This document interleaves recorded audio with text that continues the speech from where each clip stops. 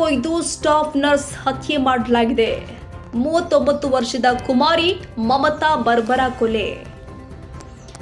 ಕುಮಾರಸ್ವಾಮಿ ಲೇಔಟ್ನಲ್ಲಿ ನಡೆದಿರುವಂತಹ ಘಟನೆ. ಮಮತಾ ಕತ್ತು ಕೊಯ್ದು ಹತ್ಯೆ ಮಾಡಿರುವ ಅಪರಿಚಿತ.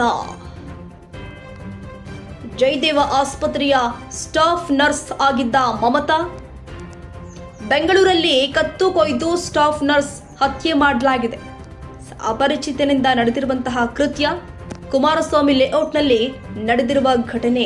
ಮಮತಾ ಕತ್ತು ಕೊಯ್ದು ಹತ್ಯೆ ಮಾಡಿರೋ ಅಪರಿಚಿತ ವ್ಯಕ್ತಿ 39 ವರ್ಷದ ಕುಮಾರಿ ಮಮತಾ ಬರ್ಬರ ಕೊಲೆ ಮಾಡಲಾಗಿದೆ. ಜಯದೇವ ಆಸ್ಪತ್ರೆಯ ಸ್ಟಾಫ್ ನರ್ಸ್ ಆಗಿದ್ರು ಮಮತಾ. ಕುಮಾರಸ್ವಾಮಿ ಲೇಔಟ್ನಲ್ಲಿ ನಡೆದಿರುವಂತಹ ಘಟನೆ. ಬೆಂಗಳೂರಲ್ಲಿ ಕತ್ತು ಕೊಯ್ದು ಸ್ಟಾಫ್ ನರ್ಸ್ ಹತ್ಯೆ ಮಾಡಲಾಗಿದೆ. 39 ವರ್ಷದ ಕುಮಾರಿ ಮಮತಾ ಬರ್ಬರ ಕೊಲೆ ಮಾಡಲಾಗಿರುವಂಥದ್ದು. ಸ್ನೇಹಿತೆ ಜೊತೆಗೆ ಮನೆ ಮಾಡಿಕೊಂಡು ವಾಸವಿದ್ಲು ಮಮತಾ. ಸ್ನೇಹಿತೆ ಜೊತೆ ಮನೆ ಮಾಡಿಕೊಂಡಿದ್ರಂತೆ ಸ್ಟಾಫ್ ನರ್ಸ್.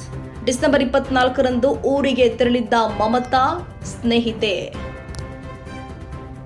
ಮನೆಯಲ್ಲಿ ಒಬ್ಬಳೇ ಇದ್ದ ವೇಳೆ ಕತ್ತು ಕೊಯ್ದು ಹತ್ಯೆ ಮಾಡಲಾಗಿದೆ.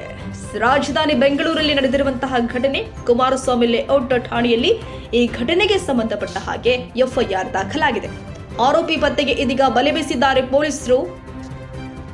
ಡಿಸೆಂಬರ್ 24ರಂದು ರಾತ್ರಿ ನಡೆದಿರುವಂತಹ ಕೃತ್ಯ. ನಿನ್ನೆ ಬೆಳಿಗ್ಗೆ 11 ಗಂಟೆ ಸುಮಾರಿಗೆ ಘಟನೆ ಬೆಳಕಿಗೆ ಬಂದಿದೆ. ಬೆಂಗಳೂರಲ್ಲಿ ಕತ್ತು ಕೊಯ್ದು ಸ್ಟಾಫ್ ನರ್ಸ್ ಹತ್ಯೆ ಮಾಡಲಾಗಿದೆ. ಅಪರಿಚಿತ ವ್ಯಕ್ತಿಯಿಂದ ಹತ್ಯೆ ಮಾಡಲಾಗಿರುವಂತದ್ದು. ಪ್ರಕರಣ ದಾಖಲಿಸಿಕೊಂಡಿರುವಂತಹ ಸ್ಥಳೀಯ ಠಾಣೆ ಪೊಲೀಸರು ತನಿಖೆ ಕೈಗೊಂಡಿದ್ದು ಆರೋಪಿಯ ಪತ್ತೆಗೆ ಶೋಧ ಕೈಗೊಂಡಿದ್ದಾರೆ. ಕುಮಾರಸ್ವಾಮಿ ಲೇಔಟ್ನಲ್ಲಿ ನಡೆದಿರುವಂತಹ ಘಟನೆ ಇದೀಗ ತನಿಖೆ ಮುಂದುವರೆದಿದೆ. ಇಬ್ರು ಬಾಡಿಗೆಗಿದ್ರು. ಒಂದು ಹುಡುಗಿಗೆ ಮದುವೆ ಆಗಿತ್ತು, ಇನ್ನೊಂದು ಹುಡುಗಿಗೆ ಮದುವೆ ಆಗಿರಲಿಲ್ಲ. ರೀಸೆಂಟಾಗಿ ಒಂದು 4-5 ತಿಂಗಳಾಯ್ತು ಅವ್ರು ಬಂದು. ಬುಧವಾರ ಸಾಯಂಕಾಲ 9:30 ಹಂಗೆ ಫೋನ್ ಮಾಡಿದ್ಲು. ಆಂಟಿ ಕೀ ಮಡಗ್ಬಿಡಿ, ನಾನು ಬರೋದು 10:30 ಆಗುತ್ತೆ ಅಂತ. ನಾನು ಅಲ್ಲಿ ಮನೆ ತವ ಹಂಗೂ ನೀನೇ ಬಾರಮ್ಮ ಕೊಡ್ತೀನಿ ಕೀ ಅಂದೆ. ಇಲ್ಲ ಆಂಟಿ ನಾನು ಬರೋದು 10:30 ಆಗುತ್ತೆ, ನೀವು ಮನ್ಬಿಟ್ಟಿರ್ತೀರಾ, ಕೀ ಮಡಗ್ಬಿಡಿ ಅಂತ ಅಂದು ನಾನು ಕಟ್ಟೆ ಮೇಲೆ ಅದ ಸಿಂಕನ್ ಮೇಲೆ ಇಟ್ಟೆ ಕೀನ. ಆ ಹುಡುಗಿ ಎಷ್ಟೊತ್ತಿಗೆ ಗೊತ್ತೋ ಏನೋ ಗೊತ್ತಿಲ್ಲ, ನಾನು ನೋಡ್ಲಿಲ್ಲ ಹುಡುಗಿನ.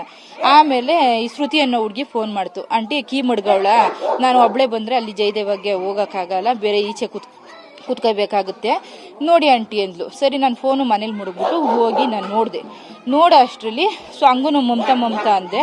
ಆ ಹುಡುಗಿ ಬಾಕ್ಲೆ ತೆಗಿಲಿಲ್ಲ. ಆಮೇಲೆ ಹೋಗಿ ನೋಡಿದ್ರೆ ರೂಮಲ್ಲಿ ಬಾಡಿ ಬಿದ್ದಿತ್ತು. ಬೊಗ್ ನೋಡಿದೆ ಉಸಿರಾಡ್ತಾ ಇರಲಿಲ್ಲ.